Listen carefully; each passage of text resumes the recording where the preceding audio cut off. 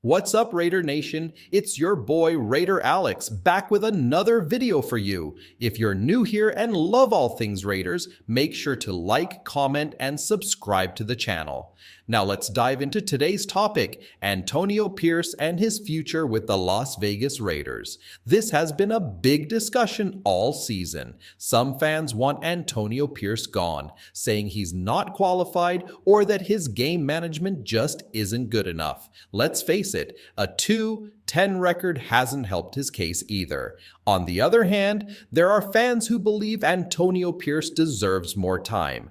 They say the Raiders need stability at the head coach position, and changing coaches constantly isn't the answer. There are even rumors flying around about the Raiders possibly replacing him with someone like Mike Vrabel, Ben Johnson, or even Deion Sanders. It's a tough call because both sides make good points, but one important thing to remember is this: the Raiders players haven't given up on Antonio Pierce. He still has their respect and he hasn't lost control of the locker room.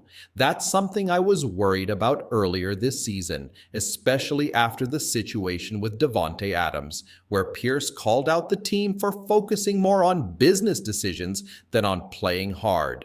For me, the biggest test for Antonio Pierce has always been this: would he lose the Raiders' locker room? If the players gave up on him, it would be game over for his career as a head coach. And let's be honest, as much as Pierce is a player's coach and a great motivator, he's not known for his expertise in the technical aspects of the game, like X's and O's. That's why it was so important for him to keep the team fighting hard and playing with heart. Early in the season, it looked shaky, and I was genuinely worried. But recently, we've seen progress. The team is more competitive, and last week, we had our best performance of the season on the road. The Raiders went toe-to-toe with the 11, won Kansas City Chiefs, and came so close to winning. We were just a few plays away from pulling off the upset. This improvement hasn't gone unnoticed. Lincoln Kennedy, our team's color commentator, talked about it on Raider Nation Radio. When asked if he's learned anything about this team in recent weeks, Kennedy made an interesting point. He said, "This coaching staff deserves another chance. The Raiders came into this season without a clear quarterback plan and were trying to figure things out. They don't have all the pieces, I'll admit that, but they do have enough talent to stay competitive, and you can't ignore the fight they showed in that Kansas City game."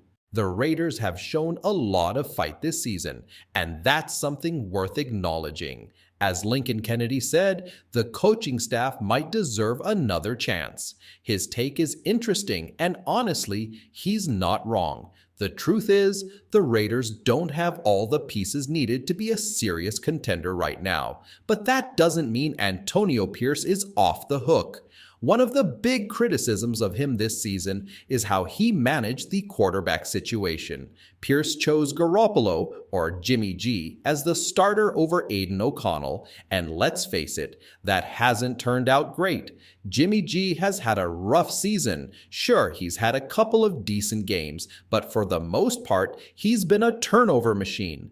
Looking back, many argue that O'Connell should have started.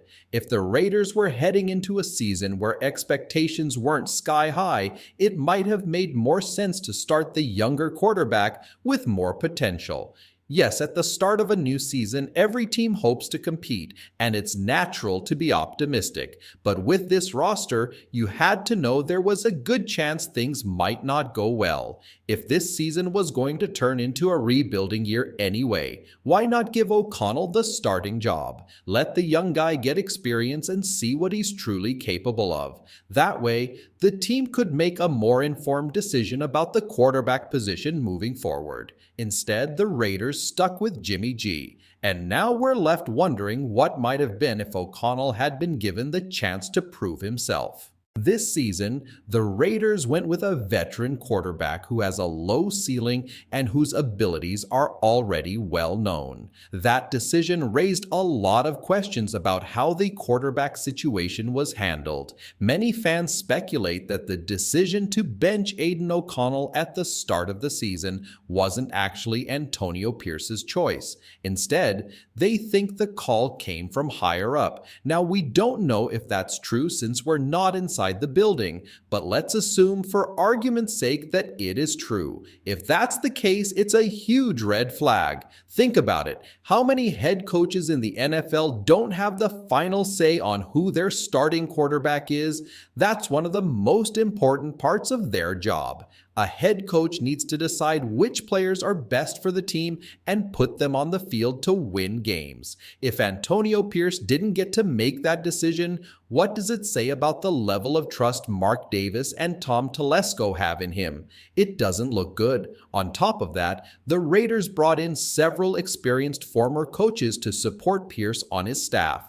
But if they won't let him decide who the starting quarterback is, it makes you wonder. Do they truly believe in him? If the front office doesn't trust Pierce, they should probably just move on. A head coach needs the confidence of the organization, and they can't be kept on such a tight leash. We all knew hiring Antonio Pierce was a gamble. He wasn't a sure thing, but if the Raiders don't trust him enough to let him make critical decisions, what's the point of keeping him around? At the end of the day, you have to let a head coach do their job the way they see fit. If Antonio Pierce wasn't given the freedom to make key decisions, like choosing the starting quarterback, then let's call it what it is. He'd be a puppet coach. But here's the thing, Antonio Pierce doesn't strike me as the type to just go along with whatever he's told. I find it hard to believe he didn't have the final say on such an important decision. It doesn't fit his personality or leadership style. Now, we know that Pierce reportedly wanted Jaden Daniels as his quarterback and Cliff Kingsbury as his offensive coordinator. That duo has worked out great in Washington, but unfortunately for Pierce and Raiders fans, it wasn't something we could pull off this offseason.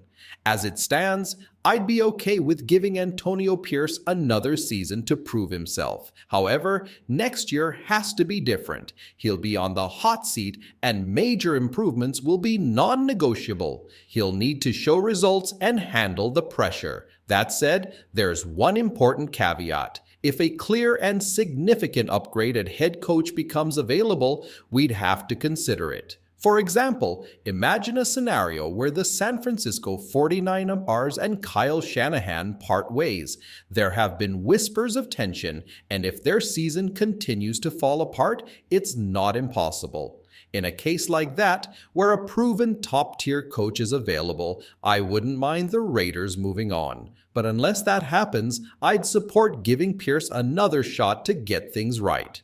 You could argue that the 49er Super Bowl window has closed, and if something wild happened, like Kyle Shanahan becoming available, then all bets would be off. A coach with Shanahan's resume would absolutely be worth going all in for. But let's be real, that's a far-fetched scenario. As for Antonio Pierce, I think he deserves another shot next season. However, there's no room for error. He has to get two things right this offseason: the quarterback position and the offensive coordinator. His job will depend on those decisions. What do you think about Lincoln Kennedy's take? Does Antonio Pierce deserve another year as head coach?